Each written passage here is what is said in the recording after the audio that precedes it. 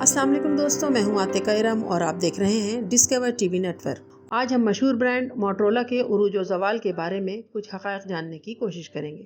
تو آئیے شروع کرتے ہیں۔ پال گلوئن ہارورڈ ایلینوائے میں 29 جون سن 1895 میں پیدا ہوئے۔ انہوں نے ایلینوائے انسٹی ٹیوٹ آف ٹیکنالوجی سے تعلیم حاصل کی۔ 1921 میں پال گلوئن نے اپنے دوست ایڈورڈ اسٹیورٹ کے ساتھ ٹیلی کمیونیکیشن کی کمپنی شروع کی، جسے ٹیکس کی عدم ادائیگی کی وجہ سے 1923 میں مجبوراً بند کرنا پڑا۔ اس کے بعد پال گلوئن کے اسی دوست ایڈورڈ اسٹیورٹ نے 1926 میں اپنی اسٹوریج بیٹری کی کمپنی قائم کی، جہاں بیٹری ایلیمینیٹرز تخلیق کیے گئے جن کے ذریعے ریڈیو اور دیگر پورٹیبل الیکٹرانک ڈیوائسز کو چلایا جا سکتا تھا، مگر بدقسمتی سے ایڈورڈ کا وہ کاروبار ناکام ہو گیا۔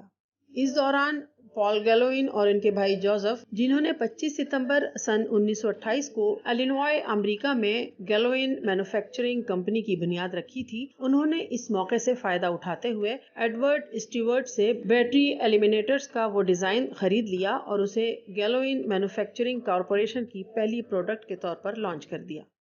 گلوئن بھائیوں نے 1930 میں موٹرولا ریڈیو کے نام سے موٹر گاڑیوں کے لیے ایک سستا ریڈیو متعارف کرایا۔ کار ریڈیو موٹرولا نام کی بنیاد بنا، جس میں موٹر کا لفظ موٹر کار سے لیا گیا، جبکہ اس میں اولا لفظ کا اضافہ متحرک آواز کو ظاہر کرتا ہے۔ اسے ابتدائی طور پر صرف پولیس ڈپارٹمنٹس اور میونسپلٹیز کو فروخت کیا گیا۔ 1930 کی دہائی کے آخر تک موٹرولا کمپنی نے پولیس کاروں کے لیے ریڈیوز کی مختلف ورائٹیز تیار کرنا شروع کر دی۔ موٹرولا کے دو طرفہ ریڈیو کی دو قابل ذکر مثالوں میں دنیا کا پہلا ایف ایم پورٹیبل 2 وے ریڈیو SCR 300 ریڈیو اور دوسری جنگ عظیم کے دور کا سب سے مشہور ریڈیو ہینڈی ٹاکی SCR 536 ہے۔ سن 1937 میں موٹرولا گھریلو ریڈیو اور فونوگراف کے ساتھ ہوم انٹرٹینمنٹ انڈسٹری میں داخل ہوا۔ 10 سال بعد گلوئن مینوفیکچرنگ کارپوریشن نے آخر کار اپنا نام تبدیل کر کے موٹرولا انکارپوریشن رکھ لیا۔ دوسرے جنگ عظیم کے خاتمے کے بعد ٹیلی ویژنز کو غیر معمولی اہمیت حاصل ہوئی، لہٰذا موٹرولا نے اسے اپنے کاروبار کو بڑھانے کے موقع کے طور پر استعمال کیا۔ 1947 میں موٹرولا نے ایک 7 انچ کا T V set Motorola golden view جاری کیا، جو اتنا سستا تھا کہ صرف ایک ہی سال میں اس کے 1 لاکھ سے زیادہ یونٹس فروخت ہوئے۔ آج شاید آپ کو یہ زیادہ نہ لگے، مگر ماضی میں یہ بہت تھا۔ اس کے بعد موٹرولا نے 1960 کی دہائی میں پورٹیبل ٹی وی ماڈل متعارف کروائے، جیسے 19 انچ موٹرولا ٹیلی ویژن ایک بڑی اسکرین کے ساتھ دنیا کا پہلا پورٹیبل ٹیلی ویژن تھا۔ موٹرولا اب بھی Indian e commerce company Flipkart کے ساتھ شراکت داری میں اسمارٹ ٹی وی فروخت کر رہا ہے۔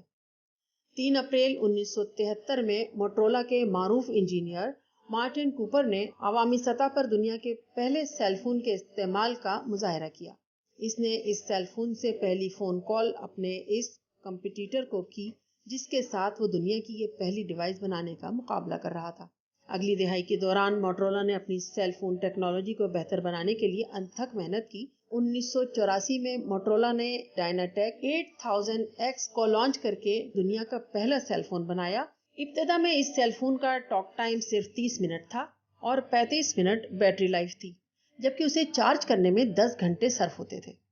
اور اگر آپ اس کی قیمت کے بارے میں سوچ رہے ہیں تو بتاؤں کہ اس فون کی قیمت $3995 تھی۔ موٹرولا ڈائناٹیک 8000X کی ریلیز کے صرف 5 سال کے اندر موٹرولا نے پہلا فلپ فون مائکرو ٹیک بنا کر ایک اور تاریخی کامیابی حاصل کی۔ سن 2000 کی دہائی میں موٹرولا ریزر فلپ فون جیسے مقبول فونز کے ساتھ ابتدائی کامیابی کے باوجود اب موٹرولا کا زوال بھی شروع ہو چکا تھا۔ سن 2007 میں ایپل کمپنی نے پہلا آئی فون لانچ کیا تو موٹرولا کی فروخت عالمی سطح پر آدھی ہو گئی۔ سن 2007 اور 2009 کے درمیان موٹرولا کمپنی نے حیرت انگیز طور پر $4.3 بلین کا نقصان اٹھایا۔ انہی نقصانات کی وجہ سے موٹرولا کمپنی ٹوٹ کر مزید 2 کمپنیوں میں تقسیم ہو گئی۔ ایک کمپنی جسے اب موٹرولا سولوشنز کے نام سے جانا جاتا ہے، اس نے خود کو صرف ٹیلی کمیونیکیشن کی مصنوعات جیسے پولیس ریڈیو تک محدود کر لیا ہے، جبکہ دوسری کمپنی جسے اب موٹرولا موبلٹی کہا جاتا ہے، وہ کنزیومر پروڈکٹس کے شعبے میں اپنی جدوجہد جاری رکھے ہوئے ہے۔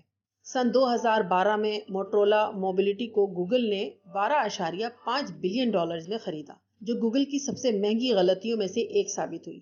جب اس نے سن 2014 میں اسے صرف $2.91 بلین میں لینووو کو فروخت کیا۔